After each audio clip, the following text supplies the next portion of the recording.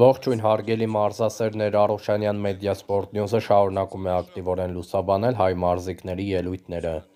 Պերուի մայրաքաղաք Լիմայում ավարտի մոտեցող ծանրամարտի պատանիների և երիտասարդների աշխարհի առաջնությունում Հայաստանի ներկայացուցիչները ավարտել են պայքարը։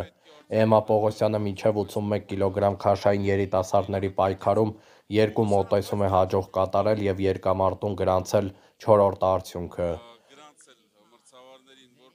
Պողոսյանը պոկուն վարժության առաջին մոտեցումից հետո վնասվածք է ստացել, սակայն հրում վարժությանը եկել է և կրկին մեկ մոտեցում կատարել։ Տեսեք, թե ինչպես է կռիվ տվել Էմմա Պողոսյանը հրում վարժության մոտեցման ժամանակ վնասվածքով հրելով 120 կգ-անոց ծանրաձողը։ Պետք է հրել եւ այստեղ ինչ-որ արդյունք գրանցել, երկամարտի արդյունք ունենալ, ես ընդհանրապես չեմ բացառում, որ Պողոսյանի վնասվածքը լուրջ է, բայց պետք է միավորներ բերել Հայաստանին եւ գոնե մեկ արդյունք արձանագրել հրում վարժությունում։ Շարժվելուց էլ Պողոսյանի զգացվում է, որ ամեն ինչ կարգին չէ։ Այս տեսնենք 120 կգ։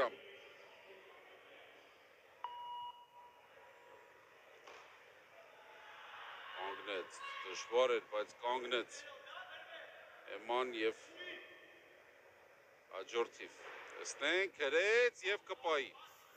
Եվ կպայի արձանագրում են այս մոտեցումը, շատ ուրախ է, շատ գոհ է Էմմա Պողոսյանը։